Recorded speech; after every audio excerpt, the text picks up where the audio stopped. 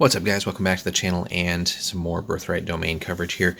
So we are on the very last video of the Northern Marches here and of the non-political domains. So this one specifically is focusing on Fhileraene, who again we covered when we covered Tuarhievel, the Elven domain, and he is, since he is the leader of that also, and he's a pretty powerful fighter mage.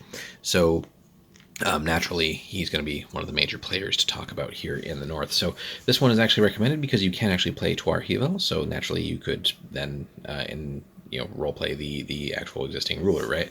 Makes sense. So you have quite a bit at your disposal here. So again, this entry here lists basically all of the actual holdings in his domain. So he doesn't have anything outside of that, but again, being able to essentially control all aspects in your domain, so law, sources, and guild activity is pretty potent. Now again, the elves in this setting don't worship any deities, so that's why you don't see temples.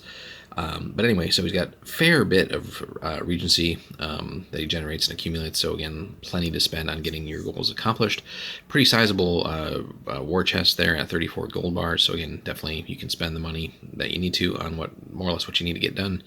Now again, we've already covered him in more detail in the actual political domain entry, so the description here is pretty brief, but again, he's up there with one of the most powerful wizards. Again, level-wise might not show compared to some of the other settings, but again, wizards in this setting again are somewhat rare, like true wizards, and so even like mid-level, like 8-9-ish, I forgot what he is off the top of my head right now, but again, he's just up there in power level. So, and again, having a entire domain, since it's essentially all elves at your beck and call, again, just gives him tremendous power on top of his actual personal skills as a wizard. So, and by extension has access to any other wizard in his realm that he can get to do whatever he needs to do as well. So in that sense, again, very, very powerful.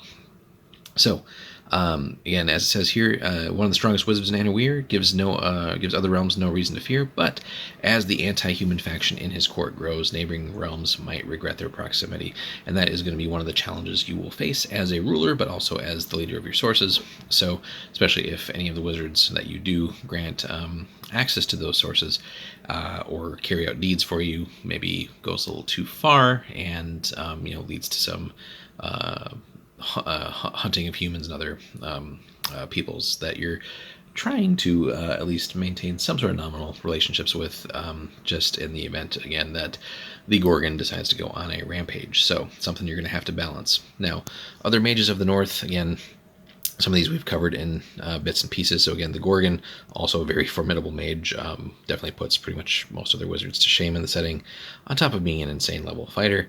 There's the Peak Mage, which again, not much is known about, so it's kind of a blank sandbox for you to fill in.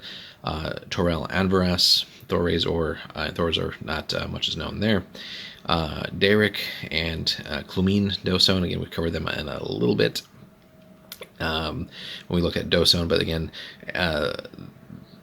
the eyeless one really is going to be the only other mage, just because there's not so much known about him or her or it, but again, is a sort of mysterious power that inhabits the Five Peaks and definitely has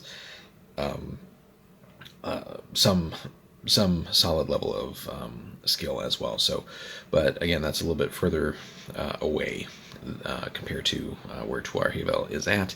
So, and as it says there, Torel Anvaras with Thorzer basically kind of abuts the northern marches, but also tops the western coast there. So, so really, yeah, because you are self-contained with this domain, you have all the sources you need. If you do want to start expanding outside, you're definitely going to run into some of these other wizards, and again, that will be pretty tricky. And obviously, if you sort of poke the bear, as in trying to take anything away from the Gorgon, that's going to be going to lead to some pretty swift retribution there that really you're not going to be prepared for. So interesting to run. Let us know, guys, in the comments if you have run Tuarhievel and how you've sort of balanced running the country as a whole with having access to all these sources and being a pretty powerful wizard in your own right.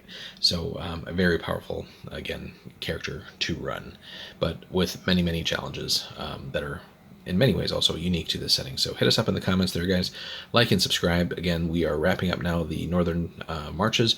We will move on to the last section of the classic Birthright setting, in Annuir, so the Eastern Marches. So we're going to start getting through those domains pretty soon. So thanks so much for sticking with us through this series, guys. We appreciate everybody who's been liking and commenting, and we'll see you in the next one. Take care.